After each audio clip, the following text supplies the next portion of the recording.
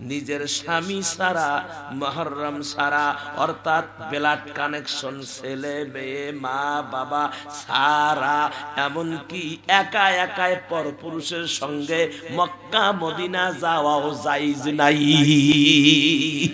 কথা কন না কেন? হ্যাঁ, মক্কা মদিনা হজে যাওয়াও জায়েজ নাই যদি মুহররম ব্যক্তি না থাকে, যদি আপনজন সাথে না থাকে, পরপুরুষের সাথে হজে যাওয়াও জায়েজ নাই। কথা কন না কেন? আমার ভাইয়েরা, তবে স্বামীর সাথে রাসূল বলছেন তোমরা তোমাদের বিবিকে মাঝে মাঝে ভ্রমণে নিয়ে যাও, পার্কে নিয়ে যাও, বিভিন্ন দর্শনীয় জায়গাতে নিয়ে যাও, পর্দার সাথে নিয়ে যাও। এটা সওয়াব, এটা সুন্নাত। ঘরের মধ্যে আবদ্ধ করে রেখো না, তাতে একটু বেড়াবেড়ি করো পর্দার মধ্যে। এখন আপনি যদি পর্দা খুলিয়ে যদি পাতলা শাড়ি টাড়ি মানে আদা ল্যাংটা করে মোটরসাইকেলের পিছনে নিয়ে আপনি ঘরেন, এক বন্ধু দেখা হয়েছে, কয় কে রে এটা কেটা? কয় তোর ভাবি। কয় ভাবি তো কাম নাই, এটা কি অবস্থা? এটা কাপড় চোপড়। কয় আমি আর কত মানে আমি আর কত দেখি, আমি আর কত দেখি। এখন সাজে গুজে নিয়ে বেড়াইছি গ্রামের হক আদায় করার জন্য। গ্রামের বলে হক আদায় করবে এখন। নাউজুবিল্লাহ কয় না। এ ভাইয়েরা, মাগো শোনেন, যে নারী নিজের আপনজন ছাড়া অন্যের সাথে কোথাও ভ্রমণে বাহির হয় না, ওই নারীটা হলো কি? হীরার চেয়েও দামি। 5 নম্বরে, যে নারী অন্য বেগানা পুরুষের হাসি তামাশায় মত্ত হয় না, বেগানা পুরুষের সাথে হাসি তামাশায় মত্ত হয় না, বেগানা পুরুষের সাথে কথাবার্তা কয় না, হাসি তামাশায় হা হা হা করে গাত উল্টি পড়ে। যখন সারেরা কিস্তি বুলি আসে, গার মধ্যে ঘষা মারে, কয় স্যার স্বামীর ছায়া তোমরাই ভালো গো স্যার।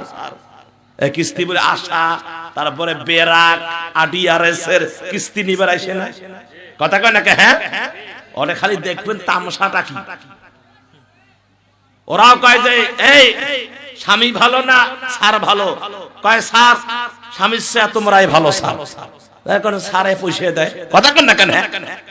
আর স্বামী যে এত হাড় ভাঙা পরিশ্রম করলো, সে স্বামীর আর গুণগান কয় না।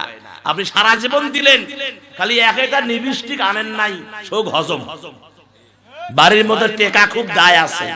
কথা কন না কেন? হ্যাঁ, আমার মায়েরা, সংক্ষেপ কথা, যে নারী 6 নাম্বার, যে নারী নিজের ইজ্জত রক্ষা করে এবং বেগানা পুরুষের সাথে খারাপ কাজে, জিনার কাজে লিপ্ত হয় না।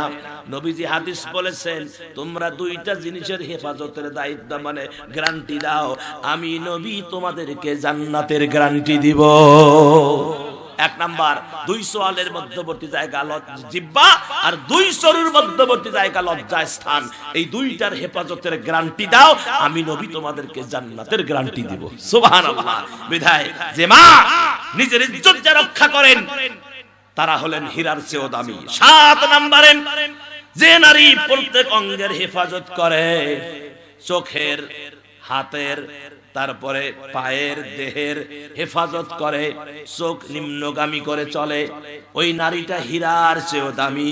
8 নম্বরে, ও মা, এটা খুব মারাত্মক একটা বিষয় মাগো, খুব মনোযোগ দেন। হীরার চেয়েও দামি ওই নারী, যে নারী সত্যবাদী, যে নারী তাকওয়াবান, যে নারী আমলদারি, যে নারী গুণবতী। আমার প্রিয় নবী বলেছেন, জমিনের নিচ উপরে আসমানের নিচে এরকম শ্রেষ্ঠ নারী আর হতে পারে না। যে নারীটা সত্যবাদী, যে নারীটা তাকওয়াবান, যে নারীটা আমলদারি, যে নারীটা গুণবতী, ওই নারীটা হীরার চেয়েও দামি। পৃথিবীর মধ্যে সবচাইতে শ্রেষ্ঠ নারী হলো ওটাই।